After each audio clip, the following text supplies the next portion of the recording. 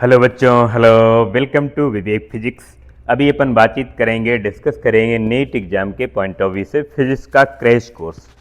ठीक है, तो टॉपिक वाइज, चैप्टर वाइज यहाँ पर हम लोग डिस्कस करते हैं। आज जो हमने चैप्टर डिसाइड किया है उसका नाम है photo electric effect and dual nature of radiations. ये अपना टॉपिक है, ये अपना चैप्टर है। तो पहले इसके बेसिक लॉजिक पर बात करते हैं, बेसिक कंसेप्ट पर। फिर इसके देखो ये पीवाई की क्वेश्चन है, इन पर हम वन बाय वन करके सीक्वेंस में बात करेंगे, डिस्कस करेंगे। तो चलो पहले बेसिक लॉजिक सीख लेते हैं। पहला, फोटो इलेक्ट्रिक इफेक्ट का क्या होता है। Photo electric effect, photo electric emission क्या होता है, इलेक्ट्रॉन इमिशन क्या होता है, वेवलेंथ क्या होती है, थ्रेशोल्ड फ्रीक्वेंसी क्या है, स्टॉपिंग पोटेंशियल क्या है, इसके जो बेसिक फार्मूला है उन पर एक बार क्विक रिवीजन कर लेते हैं। ठीक है, सबसे पहले फोटो इलेक्ट्रिक इफेक्ट।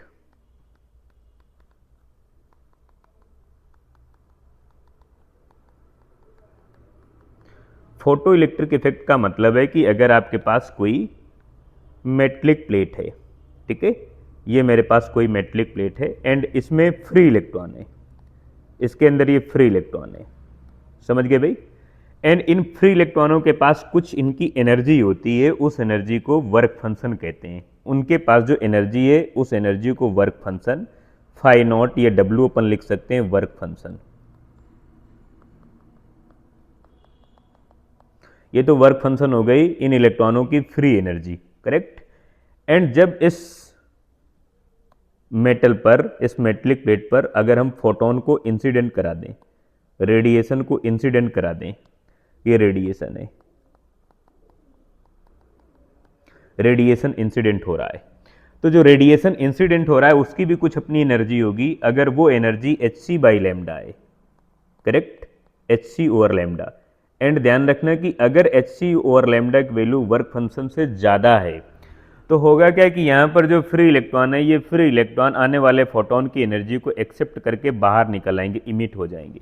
ये जो बाहर निकलने का जो फिनोमेना है, इलेक्ट्रॉन्स के बाहर निकलने का फिनोमेना है, इस फिनोमेना को फोटो इलेक्ट्रिक इफेक्ट कहते हैं। बिकॉज ये फोटोन की वजह से, ये फोटोन इंसिडेंट हो रहे हैं, फोटोन की वजह से इलेक्ट्रॉन इमिट हो रहे हैं, इसलिए इस इफेक्ट को फोटो इलेक्ट्रिक इफेक्ट कहते हैं।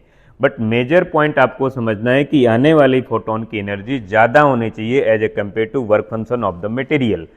फॉर एग्जाम्पल ऐसे समझो कि बाय द वे आने वाले फोटोन की एनर्जी है 10 जूल है, करेक्ट, एंड वर्क फंक्शन की value by the way 8 joule है।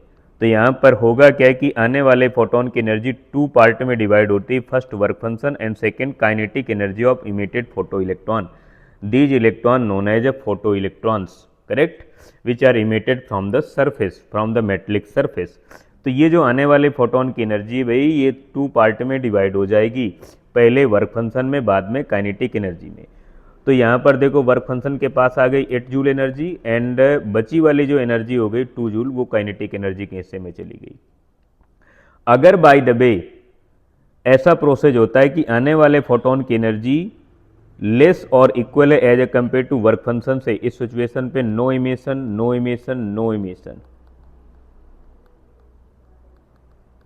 कोई फोटो इलेक्ट्रिक इफेक्ट नहीं होगा, कोई इमिशन नहीं होगा। इमिशन के लिए शर्त है कि आने वाले फोटोन की एनर्जी ज़्यादा होनी चाहिए as a compare to work function of the material. ये जो फिट इफेक्ट आता है, इस इफेक्ट को अपन कहते हैं फोटो इलेक्ट्रिक इफेक्ट, ठीक है, एंड फोटो इलेक्ट्रॉन इमिशन कहते हैं। आपको ध्यान रखना है कि एक फोटोन सिर्फ एक ही इलेक्ट्रॉन को इमिट करा सकता है। मेरा मतलब है कि number of photon is always equal to number of emitted photo electrons. अगर आप नंबर ऑफ फोटोन को इंक्रीज करते हो, ठीक है, नंबर ऑफ फोटोन का मतलब है इंटेंसिटी, ये मेजर पॉइंट है, ध्यान रखना है, इंटेंसिटी ऑफ रेडिएशन। रेडिएशन का मतलब है कि नंबर ऑफ फोटोन, रेडिएशन, ठीक है। एंड ध्यान रखना है कि अगर इंटेंसिटी इंक्रीज कर रहे हो तो नंबर ऑफ फोटोन इंक्रीज हो रहे हैं एंड नंबर ऑफ इलेक्ट्रॉन भी इंक्रीज हो रहे हैं। ये लॉजिक समझना। एक तो ये हो गया इंटेंसिटी का लॉजिक। दूसरा लॉजिक है आने वाले फोटोन की पर फोटोन एनर्जी, पर फोटोन एनर्जी, पर फोटोन एनर्जी अगर इंक्रीज होगी, करेक्ट, अगर पर फोटोन एनर्जी इंक्रीज हो रही है तो इमिटेड होने वाले फोटोन इलेक्ट्रॉन की, फोटो इलेक्ट्रॉन की काइनेटिक एनर्जी इंक्रीज होगी। ये आपको लॉजिक समझना है। मेरा मतलब है कि अगर 100 फोटोन आ रहे हैं तो 100 इलेक्ट्रॉन इमिट होंगे, अगर 200 फोटोन इंसिडेंट हो रहे हैं तो 200 इलेक्ट्रॉन इमिट होंगे। मेरा मतलब always equal to number of incident photon on the metallic surface is always equal to emitted number of photo electron from the metallic surface. ये लॉजिक हमेशा ध्यान रखना, ठीक है। एंड यहाँ पर अगर फोटो इलेक्ट्रिक इफेक्ट का इक्वेशन लिखें, जिसे आइंस्टीन फोटो इलेक्ट्रिक इफेक्ट कहते हैं,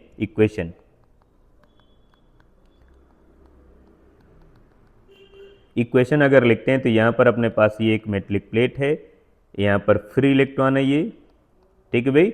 यहाँ पर मैंने रेडिएशन को इंसिडेंट कराया और मैंने माना कि भाई Hc बाई लैम्डा की वैल्यू ज़्यादा है as a compare to work function of the material. इस सिचुएशन पर यहाँ से इलेक्ट्रॉन इमिट होकर बाहर निकल गए, this is a emitted electron, ठीक है। इस सिचुएशन पर होगा क्या कि इनकी भी कुछ एनर्जी है जो इलेक्ट्रॉन इमिट हो रहे हैं, तो यहाँ पर लिखोगे phi nought plus kinetic energy equal to Hc over lambda. ये आपको फार्मूला ध्यान रखना है, mean kinetic energy equal to Hc over lambda minus phi nought. ये तो हो गई काइनेटिक एनर्जी। आपको अगर ये काइनेटिक एनर्जी का फार्मूला हो गया, काइनेटिक एनर्जी। अगर आपको इमिटेड फोटो इलेक्ट्रॉन की वेलोसिटी कैलकुलेट करना है, ठीक है,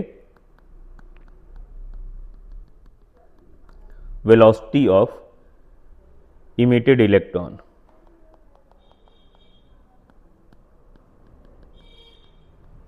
इमिटेड इलेक्ट्रॉन की वेलोसिटी तो काइनेटिक एनर्जी के इक्वल में हाफ mv² लिखोगे equal to Hc over lambda minus phi nought. ये फार्मूला ध्यान रखना। एंड यहाँ पर कई बार इसमें मैक्स लिख देते हैं, तो मैक्स का मतलब है जितनी एनर्जी बच गई वो काइनेटिक एनर्जी के हिस्से में जाती है, यहाँ पर अपन मैक्सिमम लिख सकते हैं। तो ये आपके पास एक बेसिक कंसेप्ट है। फिर इसके बाद बात करेंगे अपन स्टॉपिंग पोटेंशियल पर।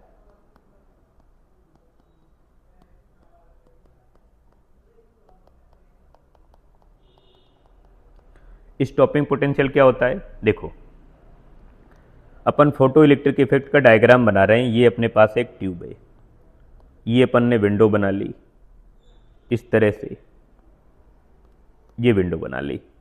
यहाँ पर अपन ने दो प्लेट रखी, एनोड और कैथोड की। एक प्लेट ये है, दूसरी प्लेट ये है। एनोड एंड कैथोड की दो प्लेट हो गई, plate first end plate second. अब होगा क्या कि अगर मैं इस विंडो से इस पर मैं रेडिएशन को इंसिडेंट कराऊंगा, ये फोटोन इंसिडेंट हो रहे हैं। अगर ये फोटोन इंसिडेंट हो रहे हैं एंड फोटोन की जो एनर्जी है वो बार बार मैं कह रहा हूं कि Hc over lambda is greater than as a compare to work function of the material. होगा क्या कि यहां से जो इलेक्ट्रॉन है ये इलेक्ट्रॉन इमिट होंगे एंड ये बाहर की तरफ आएंगे, इस डायरेक्शन पर मूव करेंगे, मूव करेंगे, मूव करेंगे। इन इलेक्ट्रॉनों को अगर स्टॉप कराना है तो इस सेकेंड प्लेट पर हमें नेगेटिव पोटेंशियल अप्लाई करना होगा एंड इस नेगेटिव पोटेंशियल की वजह से ये इलेक्ट्रॉन जो आ रहे हैं, जो मूव कर रहे हैं, ये स्टॉप हो जाएंगे, मतलब सेकेंड प्लेट में पहुंचने से पहले स्टॉप हो गए। एंड जिस पोटेंशियल की वजह से स्टॉप हुए उस पोटेंशियल को स्टॉपिंग पोटेंशियल कहते हैं। ध्यान रखना है ये स्टॉपिंग पोटेंशियल नेगेटिव होता है, बिकॉज इलेक्ट्रॉन नेगेटिव है तो इलेक्ट्रॉन नेगेटिव, पोटेंशियल नेगेटिव, एक दूसरे को रिपेल कराएंगे। एंड यहाँ पर जो फार्मूला लिखेंगे स्टॉपिंग पोटेंशियल का, इसका फार्मूला लिखते हैं V0 लिख दें या केवल V लिख दें, ठीक है। तो ध्यान रखना EV0 equal to kinetic energy, ठीक है। काइनेटिक एनर्जी के इस फार्मूले को प्रूव करते हैं from work energy theorem. Detail से वीडियो अपन इसको देख सकते हैं अगर इस डेरिवेशन को आपको देखना है, लेकिन यहाँ पर अपन क्विक रिवीजन कर रहे हैं तो इस फार्मूले पर बात करेंगे, तो ये ध्यान रखना। एंड इस फार्मूले को अगर यहाँ पर लिखें तो kinetic energy equal to Hc over lambda minus phi nought. इसकी जगह में आप EV0 लिख सकते हैं, stopping potential equal to Hc over lambda minus phi nought. तो ये अपने पास फोटो इलेक्ट्रिक इफेक्ट का इक्वेशन बन गया। इस लॉजिक को समझना है। चलो अपन आगे बात करते हैं। ग्राफ से रिलेटेड कुछ क्वेश्चन है, ग्राफ रिलेटेड, ठीक। ग्राफ रिलेटेड क्वेश्चन मिलेंगे। एक बार मैं क्विकली यहाँ पर समझा देता हूँ कि number of photon and number of electron ये always directly proportional to each other. इसके बाद अगर मैं कहूँ intensity and number of photon ये directly proportional to each other. अगर मैं कहता हूँ कि intensity and number of emitted electron ये भी directly proportional to each other. अब देखो भाई, आपको पता है Q equal to N E and Q equal to I T, तो इसका मतलब है कि जो करंट है I वो डायरेक्टली प्रोपोर्शनल है N के। इसमें स्मॉल लिख दो या कैपिटल लिख दो, जो भी लिखना है। मेरा मतलब है कि जितने ज़्यादा इलेक्ट्रॉन इमिट होंगे उतनी ज़्यादा करंट फ्लो होगी। तो इस करंट को अपन कहते हैं photo current. And photo current is directly proportional to number of electron, number of photons. अगर मैं फोटो करंट के साथ ग्राफ बनाता हूं, फोटो करंट के साथ ग्राफ बनाता हूं एंड नंबर ऑफ फोटॉन, तो ये एक दूसरे का डायरेक्टली प्रोपोर्शनल होगा। तो ये जो ग्राफिकल प्रॉब्लम हो गई। इसके बाद और आगे बात करते हैं। बाय द वे, यहाँ पर अपने पास है ये काइनेटिक एनर्जी का ग्राफ बनाता हूँ या स्टॉपिंग पोटेंशियल का ग्राफ बनाता हूँ। इधर है आने वाली फ्रीक्वेंसी है, या आने वाली फ्रीक्वेंसी मीन फोटोन की जो फ्रीक्वेंसी है न्यू। अगर इसके साथ मैं ग्राफ बनाता हूँ तो ग्राफ ऐसा बनेगा। इसका मतलब क्या हुआ, बाय द वे किसी भी मटेरियल का वर्क फंक्शन है 40 जूल या 40 इलेक्ट्रॉन वोल्ट है। तो मैंने अगर 39 इलेक्ट्रॉन वोल्ट तक अगर मैंने फोटोन को इंसिडेंट कराया, ठीक है, तो वहां से इलेक्ट्रॉन इमिट नहीं होगा। इलेक्ट्रॉन के इमिट होने की सिचुएशन है कि मुझे 40 वोल्ट से ज़्यादा की एनर्जी मुझे अप्लाई करना पड़ेगा। अगर मैं 40, तो 40 तक तो हो ही नहीं रहा है इमिशन, 40 तक भी नहीं हो रहा है, 41 से स्टार्ट होगा, मतलब 41 यहाँ से इलेक्ट्रॉन इमिशन हो गया। एंड अगर मैं इस तरह से दो ग्राफ देखता हूँ, एक ग्राफ इस तरह से, एक ग्राफ इस तरह से, और ए है, ये बी ग्राफ है, ये फ्रीक्वेंसी है, ये स्टॉपिंग पोटेंशियल है। और मैं कहता हूँ किस ग्राफ का, मतलब किस मेटल का वर्क फंक्शन ज़्यादा है, तो आपको बताना होगा कि बी जो है ना उसका वर्क फंक्शन ज़्यादा है एज ए कम्पेयर टू ए के कंपेयर में। कैसे? जैसे बाय द वे इसको ऐसे समझ लो, जैसे यहाँ पर 0 है, यहाँ पर 5 है, यहाँ पर 10 है, यहाँ पर 15 है, ठीक है, कोई भी एनर्जी मान लो, फ्रीक्वेंसी मान लो, यहाँ पर 20 है। तो देखो बॉडी ए में ना, मेटल ए से जो इलेक्ट्रॉन का इमिशन है वो 10 जूल से स्टार्ट हो गया। इसका मतलब है कि इसका जो वर्क फंक्शन होगा ना, उसका वर्क फंक्शन होगा 10 जूल से तो कम होगा, 10 जूल या 10 इलेक्ट्रॉन वोल्ट से कम होगा। एंड इसका 19 के आसपास का है, मतलब 20 से स्टार्ट हुआ है। तो ये तुम्हें समझना है कि जिस ग्राफ में ज़्यादा वैल्यू मिलेगी उसका वर्क फंक्शन ज़्यादा होगा। बाय द वे हमारे पास एक मेटल ये है, दूसरा मेटल ये है, इसका वर्क फंक्शन है 4 इलेक्ट्रॉन वोल्ट, इसका है 5 इलेक्ट्रॉन वोल्ट, ठीक है। तो अगर इसमें हम फोटोन इंसिडेंट कराएंगे, सपोज दैट इंसिडेंट कराएंगे 5 इलेक्ट्रॉन वोल्ट का, तो इससे तो इमिशन हो जाएगा, इससे इमिशन हो जाएगा, बट इससे इमिशन नहीं होगा अगर यही रेडिएशन यहाँ पर इंसिडेंट कराते हैं 5 इलेक्ट्रॉन वोल्ट का, क्योंकि यहाँ पर इमिशन कराने के लिए हमें 5 से ज़्यादा एनर्जी की नीड होगी, और यहाँ पर अपने को नीड है 4 से ज़्यादा, मतलब 5 आ रही तो इमिशन हो जाएगा। तो ये लॉजिक है इसका, इस इक्वेशन का। चलो अपन आगे बात करते हैं अब PYQ क्वेश्चन पर, फिर इसके बाद de Broglie concept, photo electric effect पर 1 बाय 1 करके हमने डिस्कस किया। आपका जो पहला PYQ क्वेश्चन है वो क्या कहता है भाई, देखो जरा, ये पहला क्वेश्चन कह रहा है कि beam of the cathode rays subjected to cross of electric field and magnetic field are the adjust such at the beam is not deflected the specific charge of the cathode rays. Okay भाई, question कह रहा है कि एक cathode rays है वो electric field और magnetic field के रीजन में एंट्री कर रही है। जैसे वो एंट्री कर रही है इस रीजन में तो डिफ्लेक्ट नहीं हो रही है, कोई इसमें डिफ्लेक्शन नहीं हो रहा है, तो उसका स्पेसिफिक चार्ज बताओ। स्पेसिफिक चार्ज का मतलब Q डिवाइड बाई M, इसकी वैल्यू बताना है, ठीक है, Q डिवाइड बाई M की। चलो भाई सॉल्व कर रहे हैं, ये PYQ क्वेश्चन है। ठीक है। ये इलेक्ट्रिक और मैग्नेटिक फील्ड में डिफ्लेक्ट नहीं हो रही, इसका मतलब है कि इसका जो इलेक्ट्रिक फोर्स है वो मैग्नेटिक फोर्स के इक्वल है। इलेक्ट्रिक फोर्स है Q multiply E equal to Q V B, ये मैग्नेटिक फोर्स हो गया। यहाँ से Q से Q कैंसिल आउट कर दोगे तुम, तो इधर बचेगा E equal to V multiply B, mean V equal to E divide by B. और ध्यान रखना ये स्पीड है। ठीक, चलो आगे बढ़ते हैं। अपने को पता है काइनेटिक एनर्जी, काइनेटिक एनर्जी का formula half M V square, ठीक है। एंड इसके इक्वल में कितना होता है, इसके इक्वल में काइनेटिक एनर्जी के इक्वल में अपना होता है चार्ज मल्टीप्लाई पोटेंशियल डिफरेंस। तो पोटेंशियल डिफरेंस को अपन वी से प्रेजेंट कर लेते हैं, डेल्टा वी, बिकॉज यहाँ भी वी है तो आप कंफ्यूज हो जाओगे, इसलिए मैं पोटेंशियल डिफरेंस को डेल्टा वी से प्रेजेंट कर रहा हूँ। एंड यहाँ पर क्या करना है अपने को, ये v की वैल्यू यहाँ पर आके पुट कर दो, ठीक है।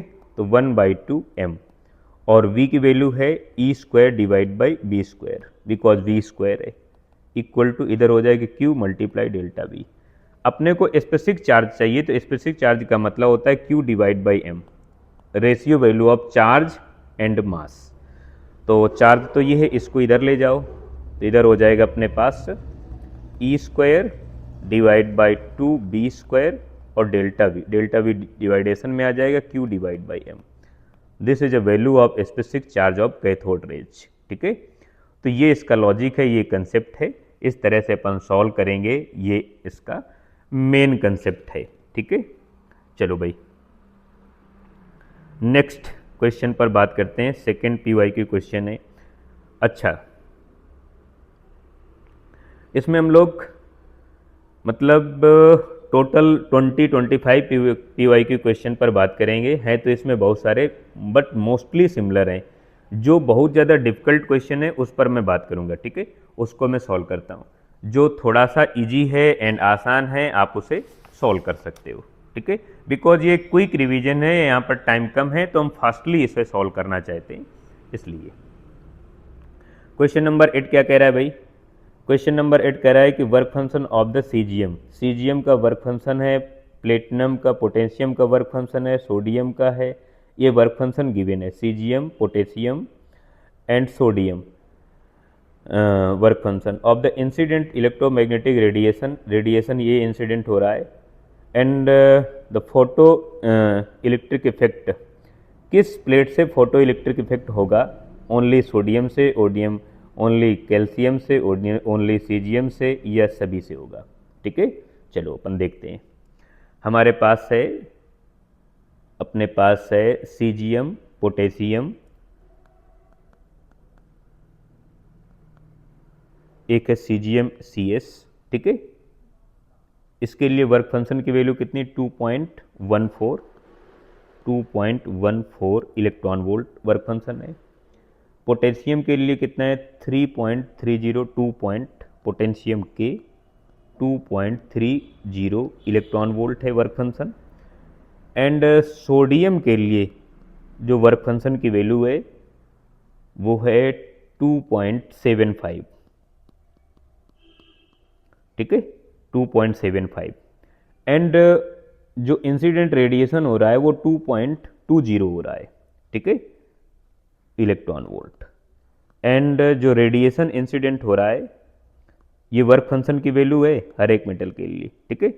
एंड जो रेडिएशन इंसिडेंट हो रहा है वो रेडिएशन की जो वैल्यू है E वो है 2.20, ठीक है, 2.20। Question number 8, 2.20 electron volt. तो हमें बताना है किस प्लेट से फोटो इलेक्ट्रिक इफेक्ट होगा। फोटो इलेक्ट्रिक इफेक्ट के लिए ध्यान रखना है कि आने वाले फोटोन की एनर्जी ज़्यादा होनी चाहिए as a compare to work function. अब देखो यहाँ पर कौन सी वैल्यू है, यहाँ पर कौन सी वैल्यू है जो इससे कम है, ठीक है।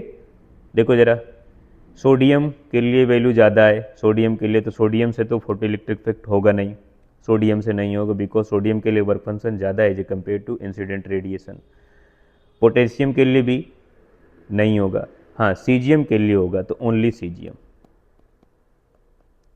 ओनली सीजियम से होगा, क्योंकि सीजियम में जो वर्क फंक्शन की वैल्यू है वो 2.14 इलेक्ट्रॉन वोल्ट है। एंड जो रेडिएशन इंसिडेंट हो रहा है उस रेडिएशन की जो एनर्जी है 220 इलेक्ट्रॉन वोल्ट है।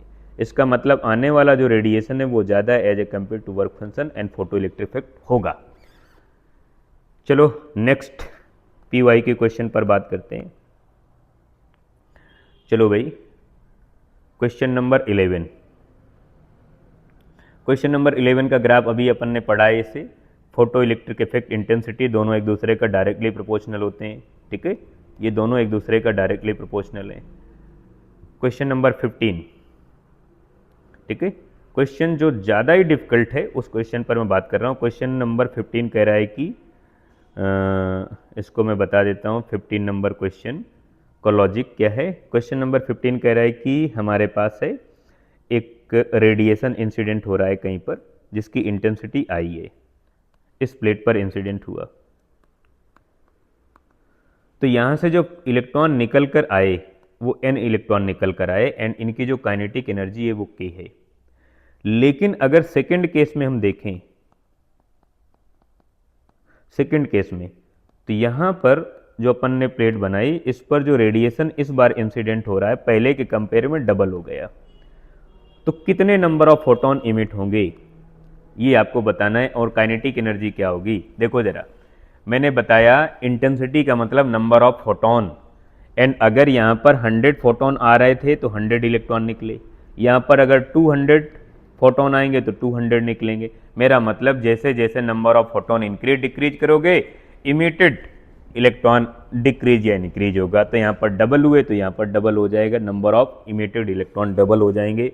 बट काइनेटिक एनर्जी डिपेंड नहीं करती है कि इलेक्ट्रॉन जो आ रहे हैं वो कितने आ रहे हैं। Kinetic energy depend on the energy of incident photon, because kinetic energy का फार्मूला है E माइनस फाई नॉट। समझ गए। सपोज दैट ये 10 जूल की एनर्जी लेकर आ रहा है 10 इलेक्ट्रॉन वोल्ट, इसके पास वर्क फंक्शन है 8 इलेक्ट्रॉन वोल्ट, तो इसको 2 मिल गई। बट बाय द वे अगर ये फोटोन 20 इलेक्ट्रॉन वोल्ट की एनर्जी लेकर आ रहा है, वर्क फंक्शन 8 इलेक्ट्रॉन वोल्ट है, तो अब ये 12 हो गया।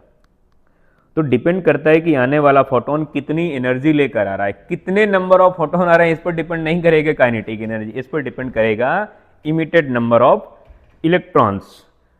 ठीक है, चलो भाई अपन आगे बात करते हैं नेक्स्ट क्वेश्चन पर।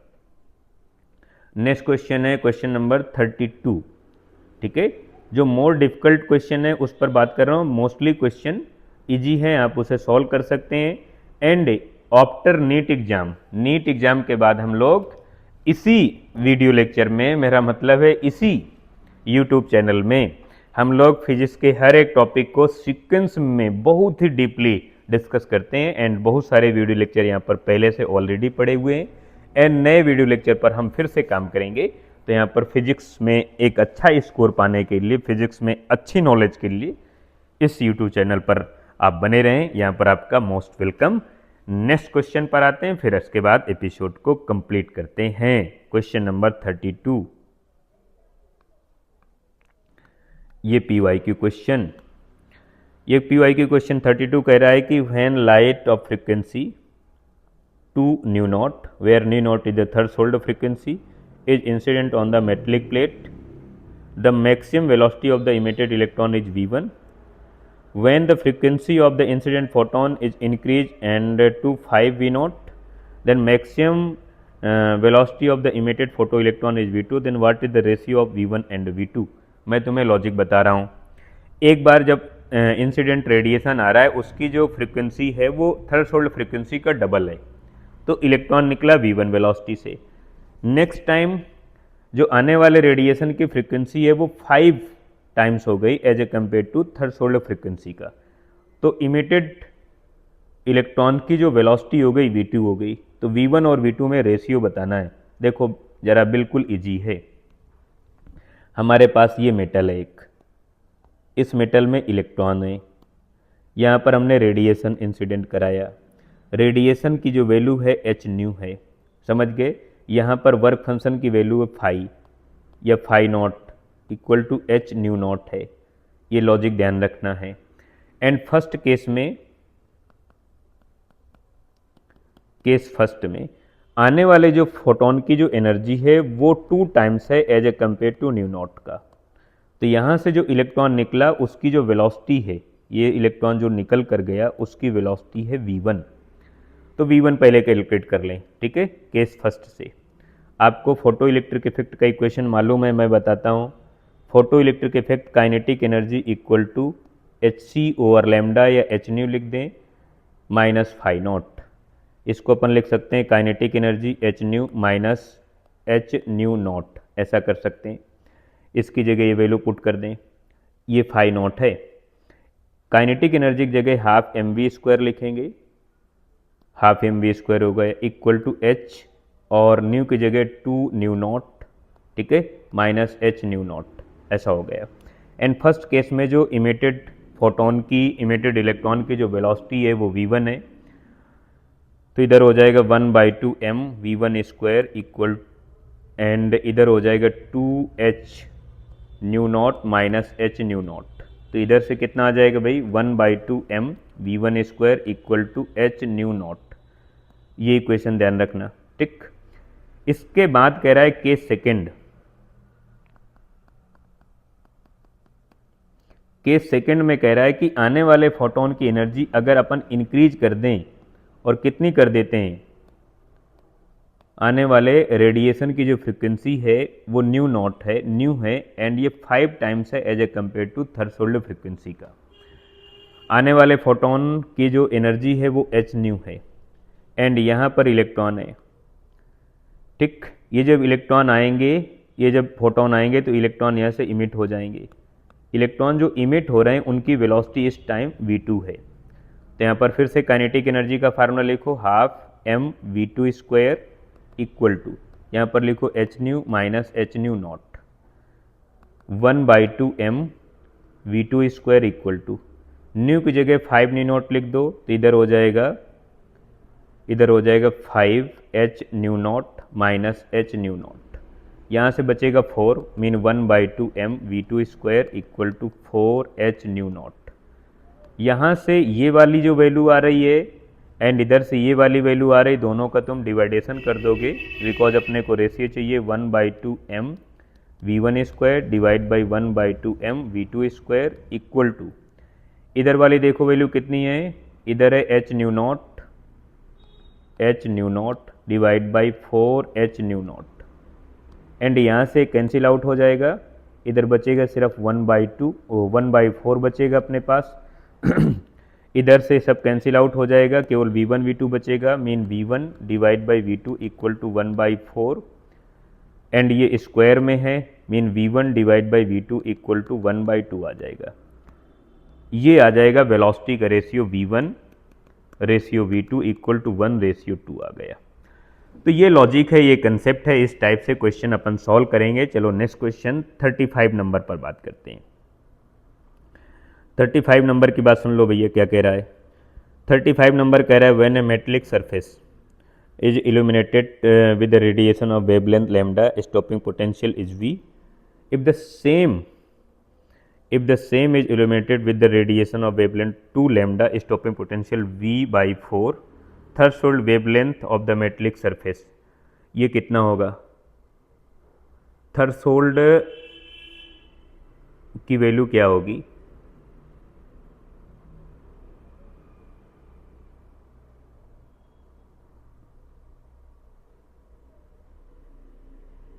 ठीक है। चलो इसे सॉल्व कर रहे हैं। देखो जरा भाई, ये अपन ने जो डाटा लिखा उसको एक बार डाटा में नोट कर लेता हूं।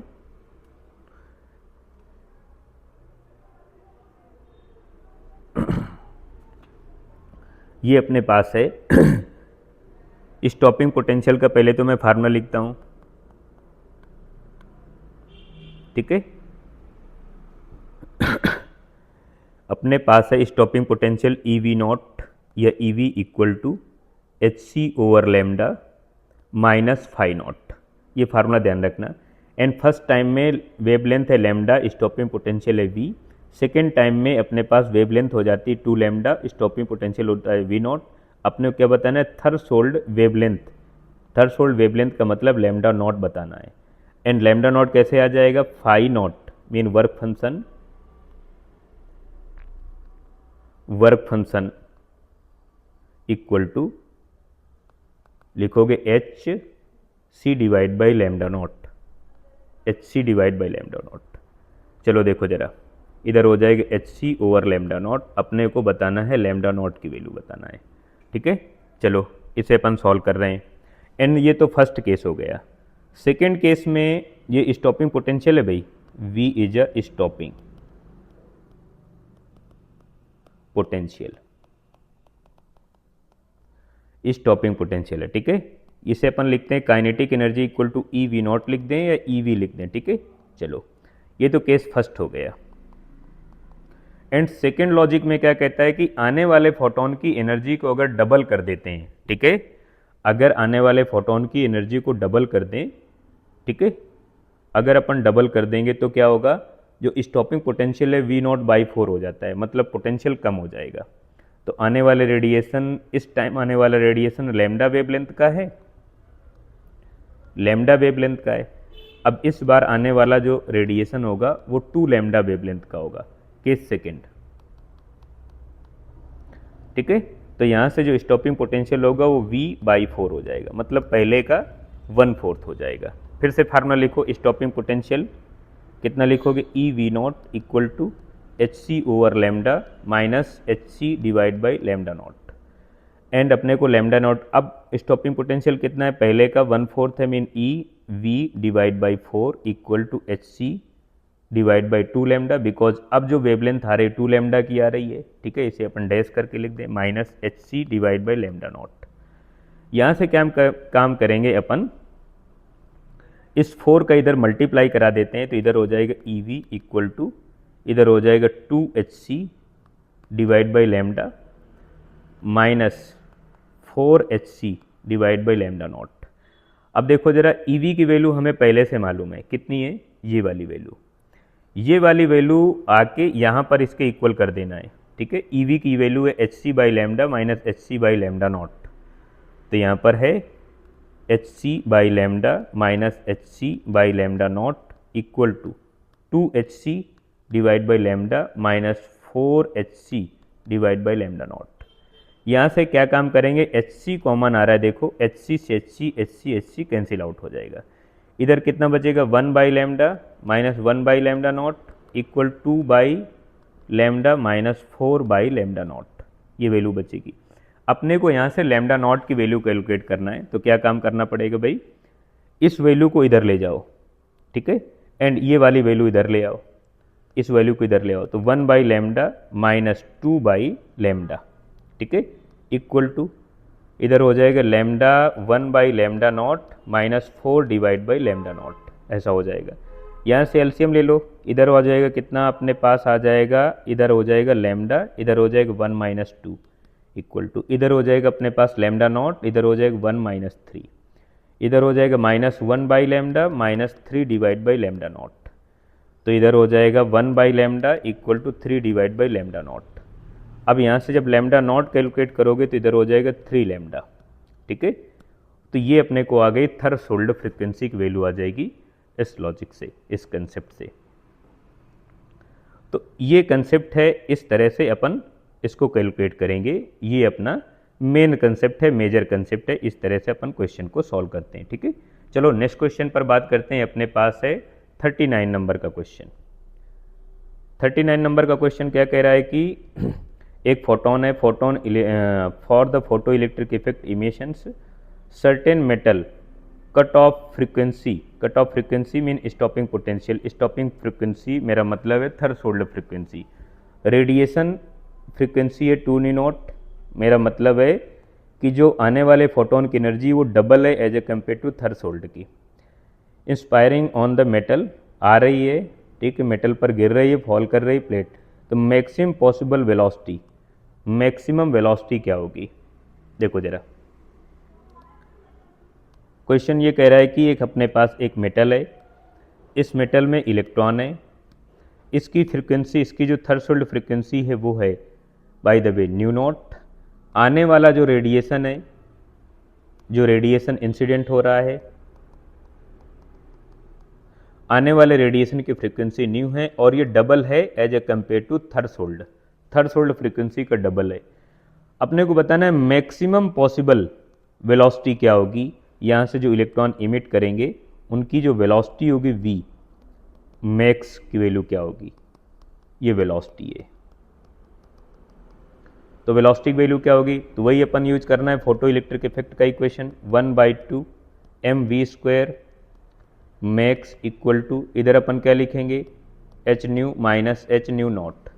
यहाँ पर न्यू की वैल्यू अपन लिख देंगे 2 न्यू नॉट, इधर हो जाएगा 1/2 mv² की max value equal to H, इधर हो जाएगा 2 nu nought minus H nu nought, इधर हो जाएगा 1/2 mv² मैक्स इक्वल टू, इधर से माइनस करोगे तो केवल एच न्यू नॉट बचेगा, n2 इधर मल्टीप्लाई में चला जाएगा तो v² max equal to H nu nought divide by m, and v max equal to square root 2h nu nought divide by, इधर हो जाएगा अपने पास m।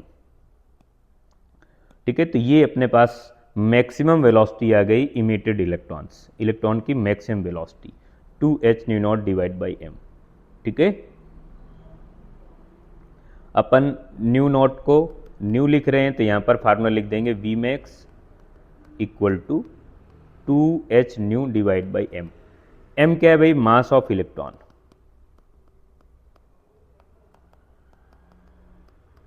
ये इलेक्ट्रॉन का मास है।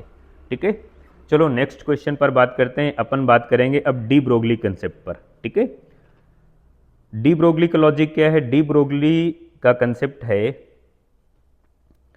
कि बाय द वे अगर डी ब्रोगली कंसेप्ट या डी ब्रोगली वेव या जिसे मैटर वेव कह दें,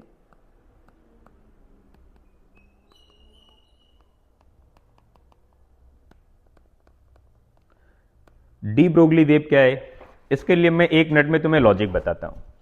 लाइट के बारे में दो नेचर फेमस हैं। फर्स्ट, एक बंदा कहता है कि लाइट जो होती है वो पार्टिकल है, पार्टिकल मतलब समझ गए, फोटोन, ये बात कह रहा है न्यूटन। दूसरा बंदा, दूसरा साइंटिस्ट कह रहा है कि जो लाइट है वो होती है वेव। ठीक है, अब यहां पर दो स्टेटमेंट हैं, दोनों अलग अलग स्टेटमेंट हैं। एक कह रहा है वेव है पार्टिकल नहीं, दूसरा कह रहा है वेव है पार्टिकल है, पार्टिकल नहीं वेव है। इसमें बड़ा लफड़ा चल रहा है। कुछ समय के बाद डी ब्रोगली आता है। डी ब्रोगली कहता है भाई, डी ब्रोगली इसकी डीप स्टडी करता है, समझता है दोनों बातों को, और बाद में कहता है कि वेव में दोनों नेचर होते हैं, वेव में डबल नेचर होते हैं। जब वेव प्रोपगेट करती है कोई भी पार्टिकल, फोटोन प्रोपगेट करता है, चलता है, तो इसके मोशन की वजह से, इसके मोशन की वजह से वेव डेवलप होती है। मेरा मतलब है डी ब्रोगली का स्टेटमेंट है कि जब भी कोई पार्टिकल मूव करता है तो उसके मोशन की वजह से वेव डेवलप होती है, एंड उस वेव को डी ब्रोगली वेव कहते हैं। बाय द वे ये पार्टिकल है, एंड ये पार्टिकल जब मूव कर रहा है तो इसकी वजह से वेव डेवलप हो गई, एंड ये वैल्यू है इसकी वेवलेंथ। वेवलेंथ की वैल्यू है h divide by p, p momentum हो गया। तो ये इसका कंसेप्ट है, ये इसका लॉजिक है। चलो अपन इसके पी वाई के क्वेश्चन पर बात करें। इसका पी वाई क्यू क्वेश्चन, ठीक है,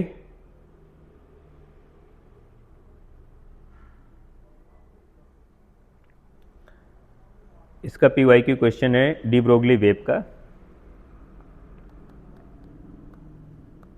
एक क्वेश्चन है कि एक इलेक्ट्रॉन एंड फोटोन की काइनेटिक एनर्जी इक्वल है।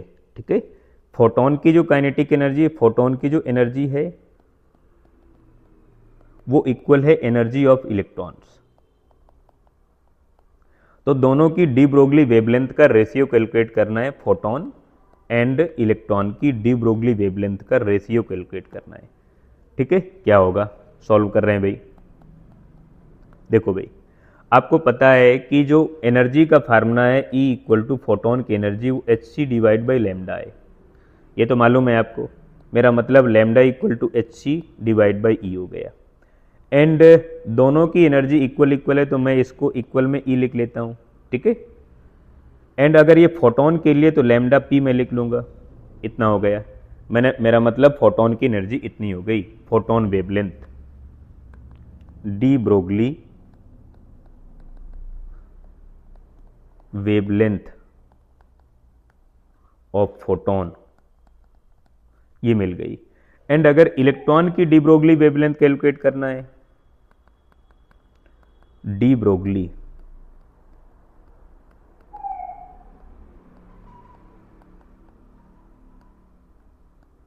ऑफ इलेक्ट्रॉन, इलेक्ट्रॉन की डी ब्रोगली वेवलेंथ कैलकुलेट करेंगे तो फार्मूला अपने पास है lambda E equal to H divide by 2m E, ये फार्मूला ध्यान रखना, ठीक। एंड दोनों का रेशियो कैलकुलेट करना है, तो यहाँ से जब इसकी रेशियो वैल्यू कैलकुलेट करेंगे lambda P divide by lambda E equal to, इधर है H C divide by E divide by electron की डी ब्रोगली वेवलेंथ है H divide by 2m E, ठीक है। एंड यहाँ से देखो कैंसिल आउट हो जाएगा, एच से एच कैंसिल आउट हो जाएगा, and lambda P divide by lambda E equal to, सबसे नीचे सबसे ऊपर चला जाएगा, तो मेरा मतलब हो जाएगा सी, इधर हो जाएगा 2m E divide by E. And E को अगर रूट के अंदर लिखोगे तो स्क्वायर बना के लिखोगे, तो lambda P divide by lambda E equal to C, and इधर हो जाएगा 2m E divide by E square. अब ई से ही ये कैंसिल आउट हो जाएगा, तो आपके पास जो बचेगी ratio value of de Broglie wavelength of photon and electron equal to C, इधर बचेगा 2m divide by E, 2m divide by E, ये डी ब्रोगली वेवलेंथ आ गई, ठीक है। तो इस टाइप के क्वेश्चन अपन को डी ब्रोगली वेवलेंथ मिलेंगे। एक क्वेश्चन और मैं करा देता हूं PYQ का। एक क्वेश्चन है कि एक अपने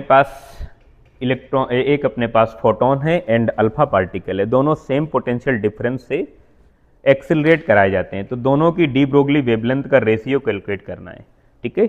अपने पास एक फोटोन, प्रोटॉन एंड एक अल्फा पार्टिकल है, दोनों का पोटेंशियल डिफरेंस सेम है,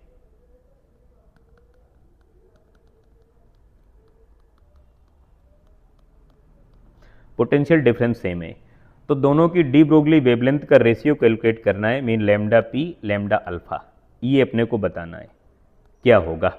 चलो होगा तो वही जो वो होगा। चलो चलो चलो चलो चलो अपन समझते हैं, इधर से lambda equal to H divide by 2m, ठीक है, और इधर q मल्टीप्लाई डेल्टा बी, ये ध्यान रखना फार्मूला, q चार्ज है।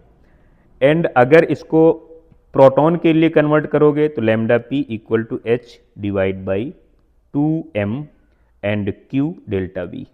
आपको ध्यान रखना है कि जो अल्फा पार्टिकल का चार्ज है प्रोटॉन के चार्ज का डबल है एंड मास 4 टाइम्स है, तो मैंने अल्फा पार्टिकल एंड प्रोटॉन का मास मैंने लिखा m एंड चार्ज लिखा q, तो अल्फा वाले का जस्ट डबल हो जाएगी, ये प्रोटॉन है, ठीक है। तो ध्यान रखना है कि प्रोटॉन का मास m है एंड चार्ज q है, तो अल्फा पार्टिकल का मास 4m एंड चार्ज डबल हो जाएगा। Lambda alpha equal to h divide by, यहाँ पर मैं लिखूंगा 2 और m की जगह 2m, बिकॉज मुझे मास को डबल करना है, मास को 4 टाइम्स करना है एंड चार्ज को डबल करना है, तो मैं लिखूंगा 2q multiply delta we potential difference. यहाँ से देखो ये 4 और 2 ये 8 है, ये बाहर आ जाएगा, lambda alpha equal to H divide by 2m q multiply delta V. ये देखो 4 और 2 ये 8 है, तो मैं इसको रूट में 8 लिख लेता हूँ, ठीक है। एंड अगर तुम बहुत ध्यान से देखोगे तो लैम्डा पी की वैल्यू है, ठीक है, ये वाली वैल्यू है, यहाँ पे लिखो लैम्डा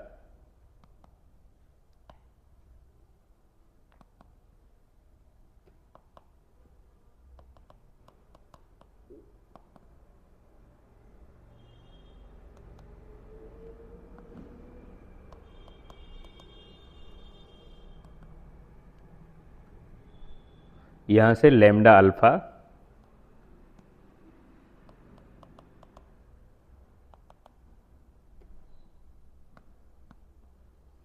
ये वैल्यू यहाँ से लैम्डा अल्फा इक्वल टू, इधर हो जाएगा लैम्डा पी